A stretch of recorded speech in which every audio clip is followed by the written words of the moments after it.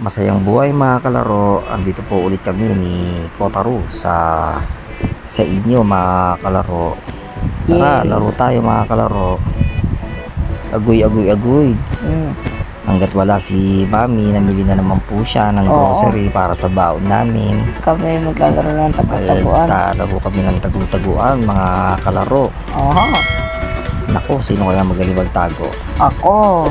Si Kotaro. Nako, magaling talaga magtago yan. Pag ginuutusan ni Mami, laging tago ng tago. Hindi niya ako nakahanap. Ayan, pag pinag-uwi siya ng pinggan, mga kalaro. Ano mga kalaro, maglalaro na po tayo ng tagu-taguan, mga kalaro, hide and seek mga kalaro.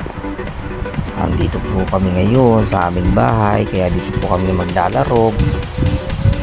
Ayan, simulan na po natin mga kalaro. Sino kaya ang taya? Si Ikaw na lang. Kotaro o si Sunny? Ikaw na lang muna ngayon. Tapos ako mamaya sige, pag ako. nahanap. O sige, ako nakalam muna ngayon ng taya. Kotaro talaga ha. O sige, magtago ka na Kotaro. Saan ba ako magbibilang?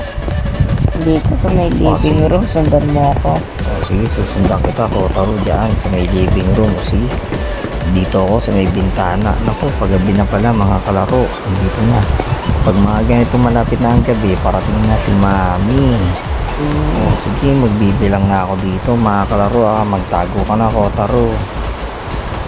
Bilang ka lang 1 to 10. Okay, sige, magbibilang na ako. 1, 2, 3, 4, 5, 6, 7, 8, 9, 10. Naku, malamang nagtago na si Kotaro. Mahirap hanapin nyo si Kotaro.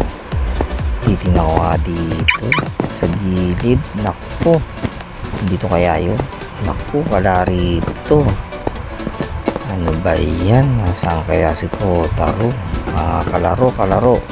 Mag-comment kayo kung saan po siya nagtatago dito sa aming bahay mga kalaro. Mag-comment kayo, mag-share, saka mag-like na rin po. Dito kaya sa siya. Nandito si Kotaro. Wala rin sa ilalim, sa taas, wala rin siya mga kalaro. Naku, asa kaya si Kotaro mga kalaro? Dito kaya? Baka dito siya, sa library namin. Madalas ko siya dito nakikita. Naku, wala rin dito yata. Tingnan ko sa bawat ilalim, taas. Wala. Sa bawat gilid, wala rin. Napin mo ako.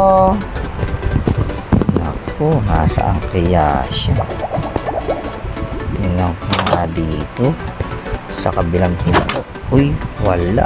May tubig pala doon. Uy, may tubig din doon. Bawal daw dito, sabi ni Kotaro. Sarado ko nga muna to. Makita ni Mami, magigalit sa amin yun. Dito. Baka nandito. Ay, wala talaga dito. Sarado ko na doon siya. Baka makita ni Mami to. Abutan kami, nakabukas ang pinto. Magigalit yun. Napin mo ako. Hirap hanapin ni Kotaro. Dito sa basement. Tingnan ko kaya, baka nandito yun. May dala akong toroto. Pag nakita ko siya, bubusinahan ko siya ulit. Mataya ka. Yun ang senyalis. Mataya siya kapag nakita ko siya dito. Kung makikita mo ko. Lalagyan ko siya ng toroto na malakas. Pag nakita ko siya dito. Naku, wala rin dito sa gilid Bagong basement ng bahay ito. Kaya malamang dito siya nagtago. May ramdam ko dito siya nagtago. Pero wala siya. Ano ba yan? Nasaan kaya si Kotaro dito? Tingin ko nandito siya mga kalaro. Agoy. Hanapin mo ako. Uy, hanapin ko siya.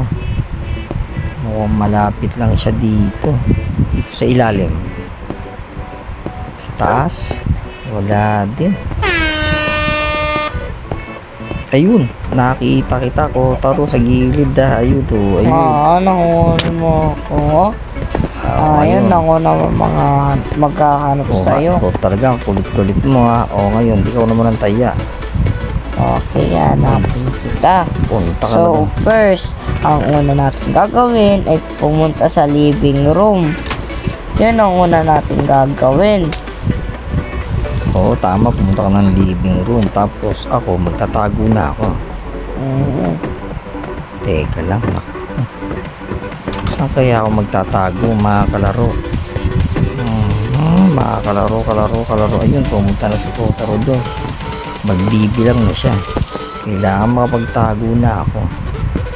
Kasi kapag di ako nakapagtago at nakita niya ako dito, naku, taya agad ako.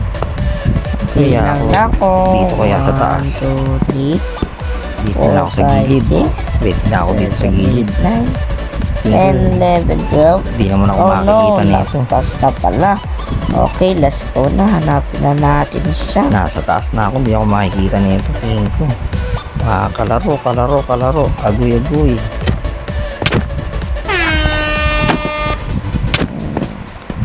Hala, Huli ka. nagulat naman ako sa Kotaro. Ang ingay na nakita agad ako.